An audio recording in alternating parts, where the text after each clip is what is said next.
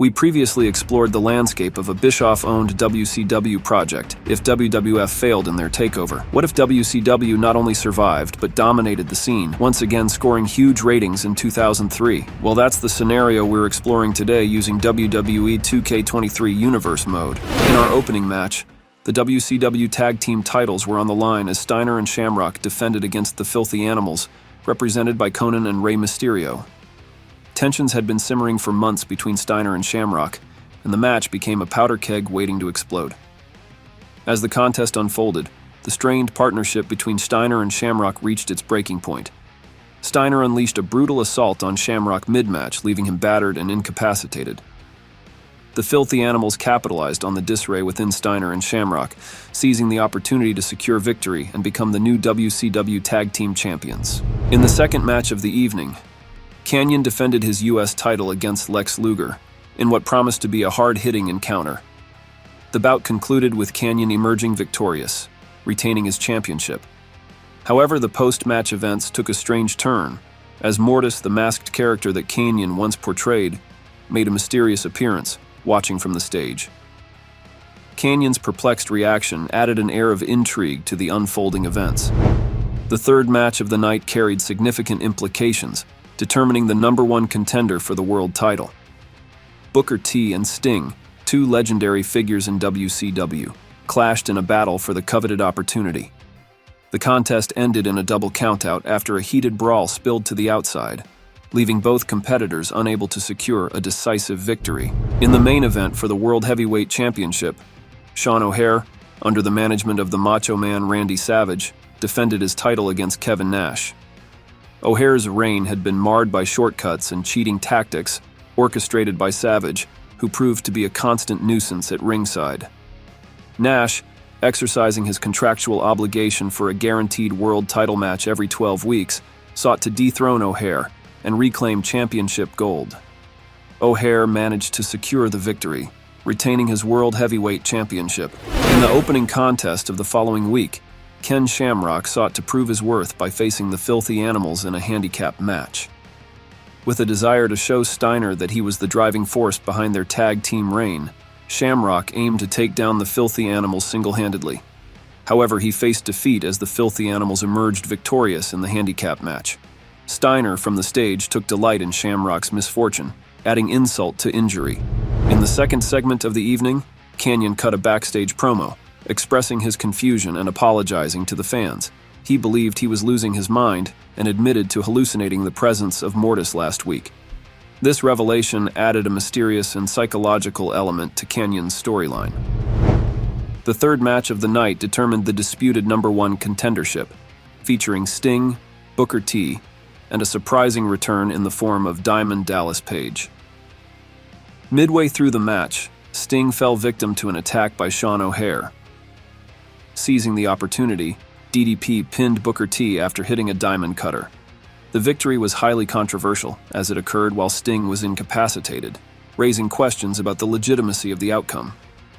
DDP, not aligned with O'Haire, had opportunistically seized the moment to secure the victory. In the main event of the evening, Kevin Nash squared off against the Macho Man Randy Savage in a big-name marquee matchup. Nash, seeking retribution for Macho Man's interference in his world title match the previous week, aimed to settle the score in the ring. However, the clash between Nash and Macho Man didn't go smoothly. Backstage negotiations and the clash of egos between the two competitors led to a disagreement over the finish of the match. Unable to come to an agreement, and with complicated contracts in play, the referee ultimately stopped the match, declaring it a no contest due to the match getting out of hand. The decision left the fans in attendance expressing their dissatisfaction with loud boos. As the dust settled from the inconclusive main event, O'Haire and Chuck Palumbo entered the scene, capitalizing on the chaos to launch a 3-on-1 attack on Kevin Nash. But then, Scott Hall, making a dramatic return after a 2-year absence, stormed the ring with a kendo stick in hand. Hall's unexpected entrance marked the reunion of the Outsiders, as he and Nash joined forces to fend off O'Haire and Palumbo. The fans in attendance erupted in cheers at the sight of the Outsiders back together, adding a nostalgic and electrifying element to the unfolding events. In the opening match of the following week, a high-stakes $50,000 in a briefcase ladder match took place. The TNT network, wanting to showcase the superstars in need of money, orchestrated a thrilling contest featuring Vampiro, AJ Styles, Bryan Clark, Lance Storm, Shannon Moore, and Elix Skipper. AJ Styles, eager to raise the funds he needed to sue Kevin Nash after his bash at the beach, $1 million check had bounced, emerged victorious, securing the briefcase and the $50,000 prize. The second match saw Kanyon defending his U.S. title against Billy Kidman. Kanyon secured the victory, retaining his championship. However, post-match, Mortis made a shocking appearance, attacking Kidman. Kanyon, visibly disturbed, questioned whether this was real or a figment of his imagination. In the highly disputed #1 contendership match, DDP faced Sting, with Booker T interfering to attack DDP. Despite Sting winning the match ended inconclusively, leaving the #1 contendership still up in the air. O'Haire, seizing the opportunity, attacked Booker T post-match, adding another layer of complexity to the ongoing storyline. The main event featured a tag team clash between Macho Man Randy Savage and Chuck Palumbo against Scott Hall and Kevin Nash. The animosity between Macho Man and Eric Bischoff behind the scenes played a role, leading to a lack of cooperation from Savage. The outsiders, Hall and Nash, emerged victorious, with Palumbo taking the pin. The reunited outsiders stood tall, signaling a potential resurgence of their dominance in WCW. In the opening contest of the following week, the U.S. title was on the line as Kanyon defended against Buff Bagwell. Bagwell has been desperate for an opportunity to prove he's as good as he says he is, and after months of protesting, finally got an opportunity. Kanyon, increasingly agitated and paranoid, displayed an aggressive edge in the match, ultimately securing the victory. However, the post-match scene took a dramatic turn as Mortis, who had seemingly been a figment of Kanyon's imagination, appeared face-to-face and launched a vicious attack. Kanyon, now realizing the reality of the situation, faced a new and tangible threat. The second match featured a tag title shot on the line, with Palumbo and Macho Man taking on Shamrock and Steiner. Macho Man's backstage politics had secured the match, with Macho Man using his loss to the Outsiders in the previous week as leverage. Shamrock quickly incapacitated Steiner with an ankle lock and left, leading to Palumbo and Macho Man claiming the victory, thus securing a tag title match on pay-per-view. In an unexpected singles match, Scott Hall went one-on-one with the former world champion Sting.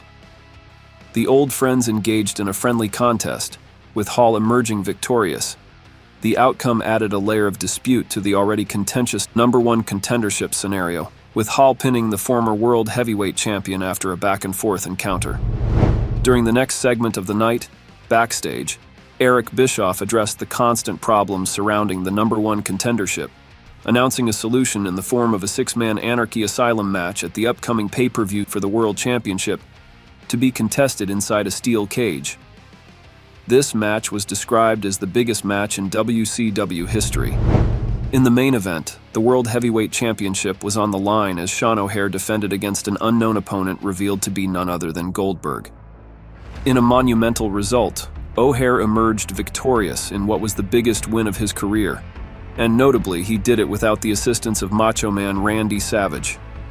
The question now looms: will O'Haire be able to maintain his momentum and hold on to the title in the upcoming Anarchy Asylum match at the pay-per-view?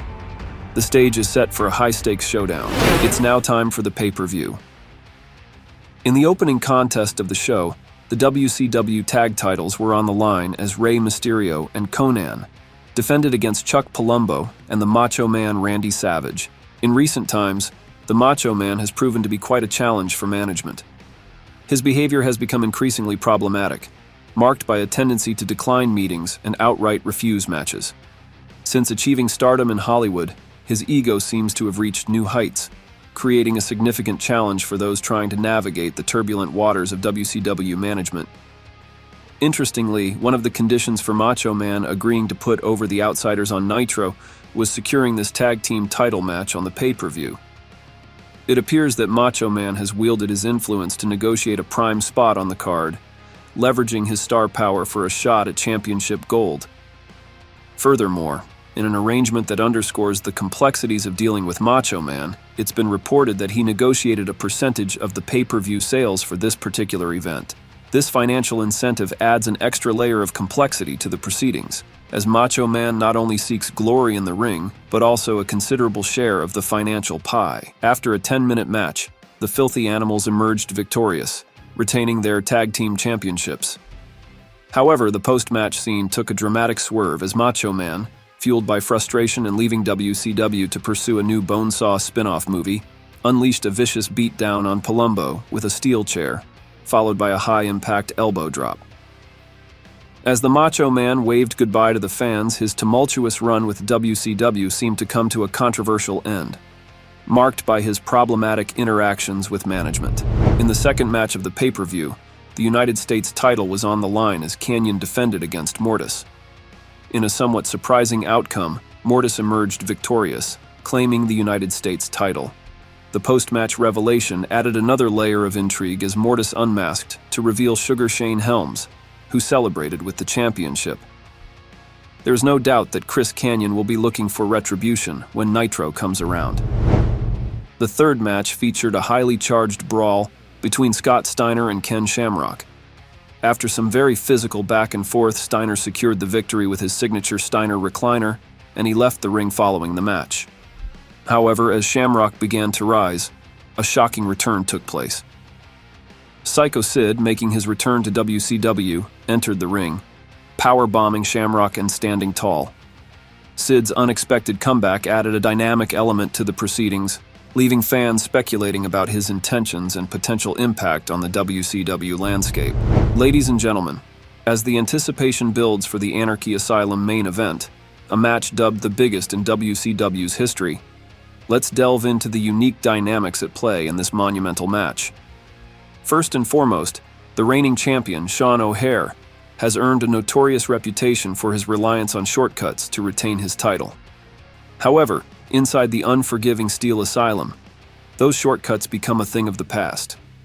O'Haire will be forced to navigate a brutal environment where cunning tactics may not be as effective, and a true test of his abilities as a champion awaits.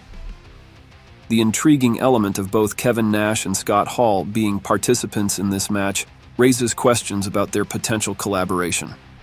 Known for their history as the Outsiders, will Nash and Hall choose to work together, or will their paths cross in pursuit of the coveted WCW Heavyweight Championship? Sting, the seasoned veteran and franchise of WCW, brings a wealth of experience to the match. Having been the face of the company for years, Sting's presence adds a level of stability and unpredictability. Booker T, hungry for championship gold once again, enters the Anarchy Asylum with a burning desire to reclaim the title. With his first reign ending controversially 2 years ago, Booker T is determined to erase the tarnish on his championship legacy and prove that he belongs back at the top of the WCW hierarchy. As the competitors make their entrances, the Steel Asylum becomes a battleground where strategies will be tested, alliances may form or crumble, and the quest for supremacy will unfold in an environment that leaves no room for shortcuts. The Anarchy Asylum promises to be a spectacle of intensity, drama, and unpredictability, showcasing the unique dynamics that each participant brings to this historic clash for the WCW Heavyweight Championship. As the match progressed, the chaos spilled outside the steel structure, with the 6 competitors brawling in and around the cell. The unpredictable nature of the Anarchy Asylum match lived up to its name, creating a spectacle of mayhem and intensity. In the closing moments, a pivotal sequence unfolded. Kevin Nash executed a jackknife powerbomb, sending Sean O'Haire crashing impactfully through a table. Nash and Scott Hall locked eyes inside the steel structure, setting the stage for a crucial moment. Just as Booker T was rising to his feet and preparing to re-enter the ring, Nash made a surprising decision. He turned and went after Booker, leaving Hall to capitalize on the opportunity. With Nash's unexpected assist, Scott Hall seized the moment and hit the razor's edge on Sean O'Haire, securing the pinfall and winning his first ever WCW Heavyweight Championship. The victory marked a highly emotional moment, as Nash allowed Hall to finally realize his dream of becoming a world champion in front of his hometown. The unpredictable twists and turns of the Anarchy Asylum match provided a fitting conclusion to a monumental night in WCW history, leaving fans in awe of the unexpected outcome and eagerly anticipating the fallout in the weeks to come. Thanks for watching, and don't forget to subscribe for more WWE 2K23 Universe mode.